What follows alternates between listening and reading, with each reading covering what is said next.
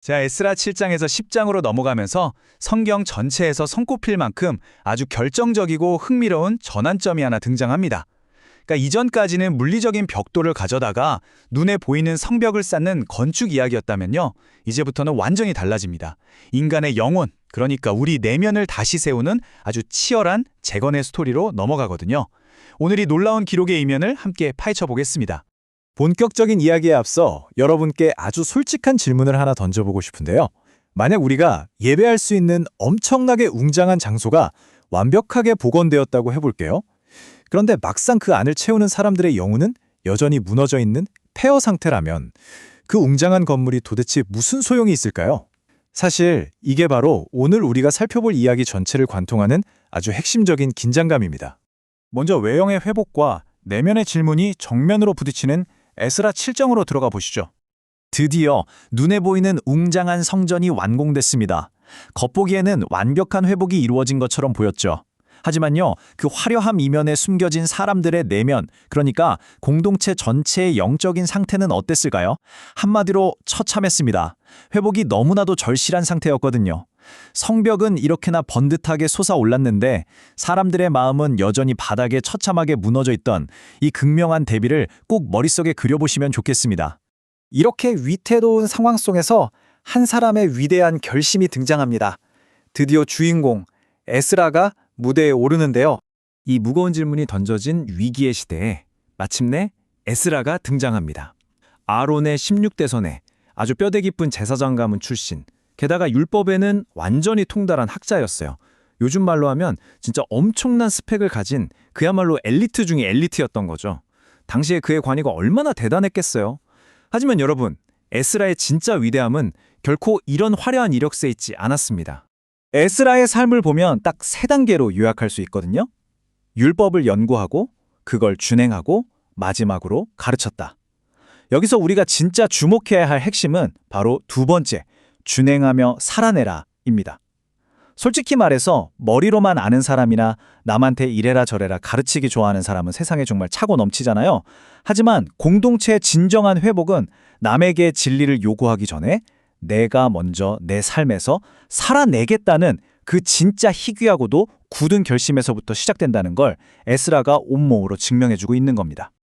자, 이제 에스라 8장으로 넘어가 볼까요? 여기서 에스라는 군대 대신 기도를 선택하는 파격적인 모습을 보여줍니다. 여기서 정말 엄청난 반전이 일어나는데요.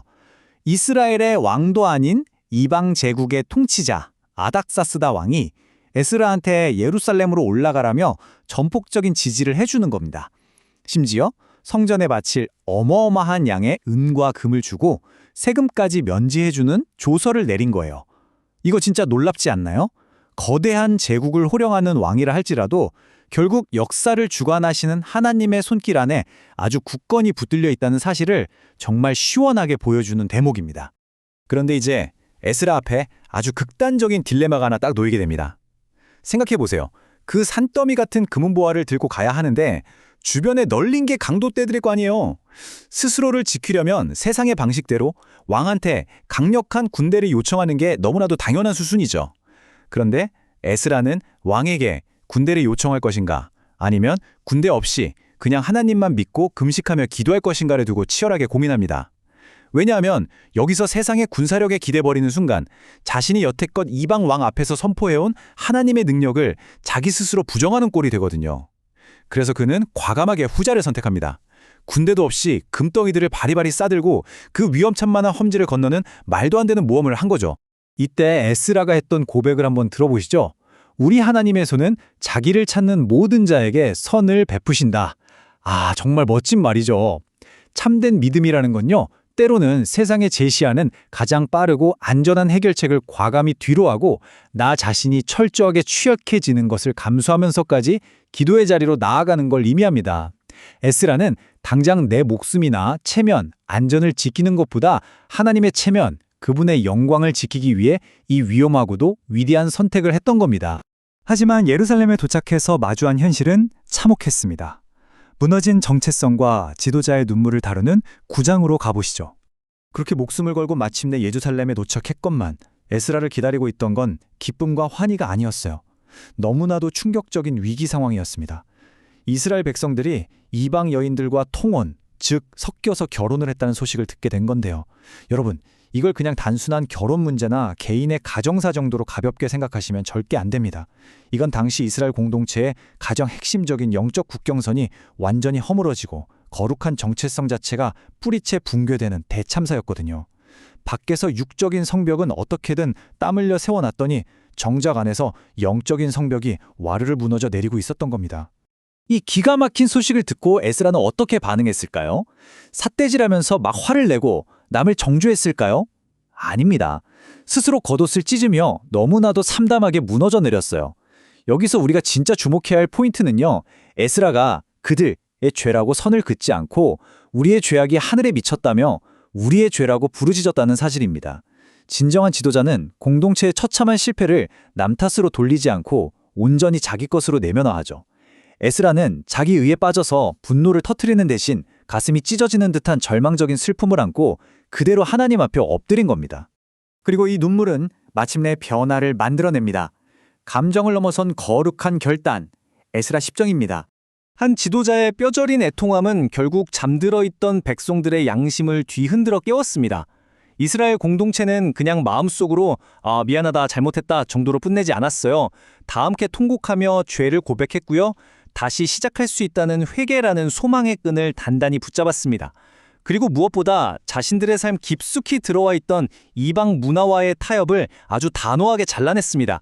엄청나게 고통스러운 일이었지만 새로워지기 위해 반드시 거쳐야만 하는 진짜 회개의 단계를 그들 스스로 밟아 나간 거죠. 자, 우리 이 대목에서 스스로에게 한번 물어볼까요? 진정한 회개라는 건 분위기에 취해서 눈물 몇 방울 흘리고 양심에 좀 찔리는 그런 감정적인 차원이 절대 아닙니다. 진짜 회개는요, 내 삶에 깊게 박혀있는 타협의 뿌리를 가차없이 쑥 뽑아버리는 말 그대로 뼈를 깎는 결단이자 행동이에요. 거룩함이라는 건 그저 지키고 싶다는 마음만으로는 부족합니다.